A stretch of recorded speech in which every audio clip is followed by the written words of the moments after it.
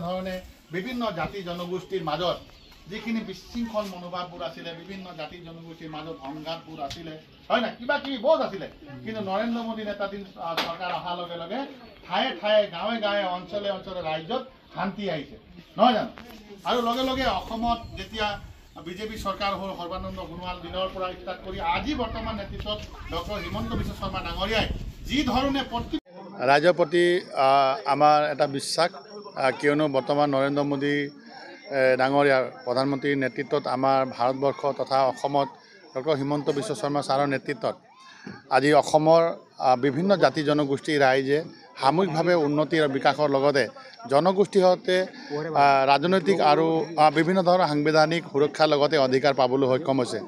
সেইকাৰণে মই ভাবোঁ বিভিন্ন জাতি জনগোষ্ঠীয়ে ভৰপূৰ এই অসমখনত আজি যিহেতু পঞ্চায়ত নিৰ্বাচন সমাগত আৰু পঞ্চায়তৰ নিৰ্বাচন সময়ছোৱাতে আমি ৰাইজৰ মাজত যিহেতু আহিছোঁ আৰু ৰাইজে যিধৰণে আমাক সঁহাৰি প্ৰদান কৰিছে, আমি নিশ্চয় অহা আমাৰ 2 তাৰিখে হ'বলগীয়া যোনটো পঞ্চায়ত নিৰ্বাচন হিলডোল ভাঙি ভাৰতীয় জনতা পাৰ্টি সমৰ্থিত প্ৰাৰ্থীসকলক জয়যুক্ত কৰাই পুনৰবাৰ আমি পঞ্চায়তত ভাৰতীয় জনতা পাৰ্টিৰ পক্ষত কৰি মেলি আমি জনতাক সেৱা কৰিবলৈ যোনটো আমাৰ দলৰ কৰ্মকৰ্তাৰে উঠি পৰি লাগিছে, তাক আমি নিৰ্বাচনী প্ৰচাৰ সভাত আহিছোঁ। আৰু লগতে মই ক'ব বিচাৰোঁ যে আমি উদয়শ্ৰী গাঁও পঞ্চায়ত যিহেতু মোৰ নিজা পঞ্চায়ত হয় আৰু এই নিজা পঞ্চায়ত হোৱাৰ কাৰণে গোটেইখিনি ৰাইজক মই চিনি পাওঁ আৰু যি ধৰণে আজি ভাৰতীয় জনতা পাৰ্টিৰ চৰকাৰখনে আজি গাঁৱে অঞ্চলবোৰত আজি ৰাস্তা পদূলিৰ পৰা আদি কৰি আজি সঁচা কথা ক'বলৈ গ'লে একেবাৰে ঘৰৰ সামগ্ৰীৰ পৰা আদি কৰি ঘৰ বনোৱালৈকে, ঘৰৰ সা সুবিধাৰ পৰা আজি অৰুণোদয় আঁচনিলৈকে, আজি মহিলা সবলীকৰণ লগতে লাখপতি বাইদেউলৈকে আজি বিনামূলীয়া শিক্ষা ব্যৱস্থাৰ লগে লগে কোনো ধৰণৰ বিনামূলীয়াভাৱে আজি ক'বলৈ গ'লে আজি কোনো ঘুচপেচ নকৰাকৈ আজি যি ধৰণে যোগ্যতা ভিত্তিত আজি আমাৰ যুৱ সমাজে চাকৰি পাবলৈ সক্ষম হৈছে, নিবনুৱা সমস্যা সমাধান কৰিবলৈ এই চৰকাৰে পদক্ষেপ গ্ৰহণ কৰিছে। সেইকাৰণে মই ভাবোঁ যুৱ সমাজে এতিয়া আমাৰ এই সিদ্ধান্ত লৈয়ে লৈছে যে ভাৰতীয় জনতা পাৰ্টীৰ যিমান সমৰ্থিত প্ৰাৰ্থী ZPC হওক, জিলা পৰিষদ সদস্যই হওক, আঞ্চলিক পঞ্চায়ত সদস্যই হওক আৰু আমাৰ যিহেতু আমি ৱাৰ্ড সদস্যসকলক আমি চিম্বল দিয়া নাই, তৎসত্ত্বেও আমি আওপকীয়াকৈ ভাৰতীয় জনতা পাৰ্টীয়ে যাক যাক সমৰ্থন কৰিছে ৰাইজে তাক সমৰ্থন আগবঢ়াই পুনৰবাৰ পঞ্চায়ত ৰাজৰ জৰিয়তে আমি ৰাইজক সেৱা কৰিবলৈ আমাৰ দলে ইচ্ছা প্ৰকাশ কৰিছে আৰু ইয়াত ৰাইজে আমাক সঁহাৰি জনাইছে। আৰু যিখিনি হওক ৰাইজে যে বিজেপিকে ভোট দিব লাগে, সেই বেলেগ দলক যে ভোট দিব নালাগে নেকি ক'ব? না, বিজেপিক ভোট দিব লাগে, বেলেগ দলত দিব নালাগে সেইটো কথা নহয়। অতদিনে আজি কংগ্ৰেছৰ আজি ইমান বছৰ চৰকাৰ অসমত চলিলে, ভাৰতবৰ্ষত চলিলে, কিন্তু বিশেষকৈ অসমত যদি আমি কওঁ আজি গাঁও উন্নয়নবোৰ উন্নয়ন নহ'ল, ৰাস্তা পদূলি নহ'ল, আজি শিক্ষা ব্যৱস্থাত বহুত পিছ পৰি ৰ'ল। আজি গাঁৱে গাঁৱে লাইনে লাইনে আজি জগন্নাথ মন্দিৰ বনাইছে, আজি বিভিন্ন ঠাইবোৰত আজি গাঁৱে গাঁৱে ক'বলৈ অংগনবাদী আদৰ্শ অংগনবাদী কেন্দ্ৰবোৰ বনাইছে, বিনামূলীয়া পাঠদানৰ ব্যৱস্থা হৈছে। আজি শিক্ষা ক্ষেত্ৰ, সাংস্কৃতিক ক্ষেত্ৰ হওক, খাদ্য ক্ষেত্ৰ হওক বা এতিয়া ক'বলৈ গ'লে চিলিণ্ডাৰৰ পৰা আদি কৰি আজি নিমখৰ পৰা আদি কৰি চিলিণ্ডাৰলৈকে, চিলিণ্ডাৰৰ পৰা আদি কৰি বিনামূলীয়াকৈ ঘৰে ঘৰে পানীৰ ব্যৱস্থালৈকে আৰু থকা ঘৰলৈকে আজি ব্যৱস্থা গ্ৰহণ কৰিছে।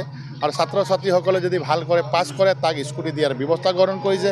বিনামূলীয়াভাৱে কোনো ঘিচপচ নকৰাকৈ ৰাইজে আজি যুৱ সমাজে চাকৰি পাবলৈ সক্ষম হৈছে। এইবোৰ কথা সব ৰাইজে বুজি পাইছে। আজি যি ধৰণে আগত আমি সঁচা কথা ক'বলৈ গ'লে আজি আমাৰ চাহ বাগিচা অঞ্চলবোৰত ৰাস্তা পদূলিৰ অৱস্থা দেখিলে আমাক ভয় লগা হয়, আমি যাবই নোৱাৰা হৈছিলোঁ। আজি মানে লাইনে লাইনে পকীকৰণ ৰাস্তাবোৰ হৈছে, লাইনে লাইনে আদৰ্শ অংগনবাদী কেন্দ্ৰ হৈছে, লাইনে লাইনে আজিৰ তাৰিখত আমি বৰ্তমান আমাৰ প্ৰচাৰ কাৰ্য চলাই আছোঁ। আমি 100% নিশ্চিত যে আমি জয়লাভ কৰিম, যিহেতু ৰাইজৰ যি বিপুল সঁহাৰি পাইছোঁ। আমি জয়লাভ কৰাটো নিশ্চিত। গতিকে সকলো ৰাইজৰ লগতে আমি আজি প্ৰচাৰ কাৰ্যত আহিছোঁ। যিহেতু সাপেখাতী জিলা পৰিষদৰ মই প্ৰাৰ্থিত্ব আগবঢ়াইছোঁ। সাপেখাতী জিলা পৰিষদটো যথেষ্ট ডাঙৰ, 6খন পঞ্চায়ত। প্ৰত্যেকখন পঞ্চায়ততে 6খন পঞ্চায়ততে গৈ ৰাইজৰ লগত যি মত বিনিময় কৰিছোঁ, আমি সভা সমিতি কৰিছোঁ।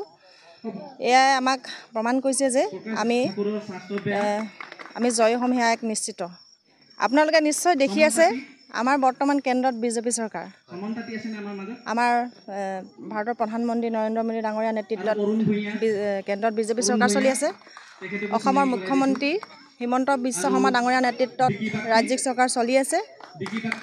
আমাৰ কেন্দ্ৰত চৰকাৰ, ৰাজ্যিকত চৰকাৰ আৰু পুনৰবাৰ আমাৰ পঞ্চায়ত বিজেপিৰ হ'ব, জিলা পৰিষদ বিজেপিৰ হ'ব, ৱাৰ্ডসমূহ আমাৰ বিজেপিৰ হ'ব। এয়া এক ৰাইজে যি উন্নয়ন দেখিছে, ৰাইজে যি উন্নয়নৰ পথত ৰাইজে সদায় থিয় হৈছে, গতিকে আমি পুনৰবাৰ আমি বিজেপি পঞ্চায়ত, জিলা পৰিষদ, ৱাৰ্ড গঠন কৰিবলৈ আমি পুনৰ আগবাঢ়িছোঁ। ৰাইজৰ লগত সদায় প্ৰতিটো মুহূৰ্ততে যেতিয়া যেনেধৰণে পাৰোঁ ৰাইজৰ লগত মই সদায় সহযোগিতা আগবঢ়াওঁ, যেনেধৰণে পাৰিছোঁ ৰাইজক মই সহায় কৰি আহিছোঁ।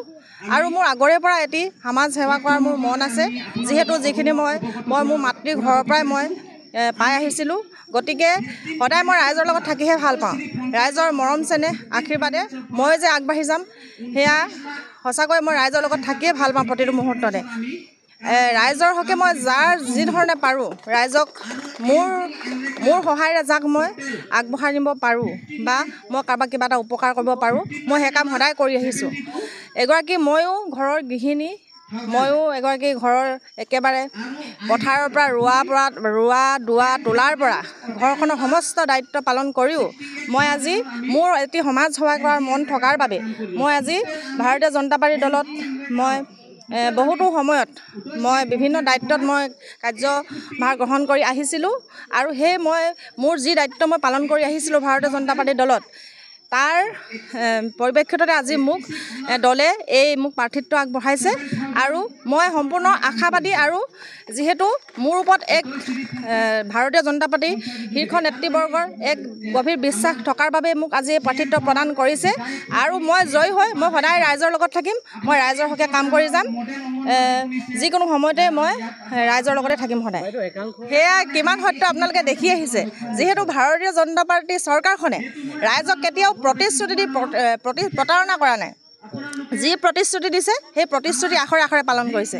গতিকে আজি মই কেৱল ভোটৰ আশাতে যে ৰাইজৰ ওচৰত গৈছোঁ তেনে নহয়, ৰাইজৰ লগত মই সদায় থাকিব লাগিব। আজি মই প্ৰতিনিধি হ'লেও নহ'লেও মই ৰাইজৰ লগত সদায় থাকিম। কিয়নো আজি মই য'ত কিছুমান অঞ্চলত দেখিছোঁ, যিহেতু ক'ৰবাত থাকি গৈছে একেবাৰে গ্ৰামাঞ্চলত উন্নয়নৰ ৰাস্তা ধৰক ক'ৰবাত কিবা হোৱা নাই, সেইবিলাক মই সকলো লিখি মেলি আনিছোঁ। মই প্ৰতিনিধি হ'লেও তেওঁলোকৰ কাৰণে সেইখিনি মই দিয়াৰ ব্যৱস্থা কৰিম, আৰু মই নহ'লেও সেইখিনি মই তেওঁলোকক দিবলৈ মই চেষ্টা কৰিম। যিহেতু ৰাইজে পাব লাগে, চৰকাৰখনে দিছে যিটো বস্তু ৰাইজে সেইখিনি পাব লাগে।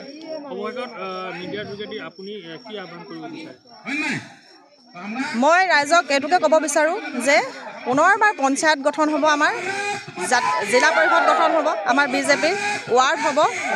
আমি ৰাইজৰ উন্নয়নৰ হকে আমি কাম কৰি যাম।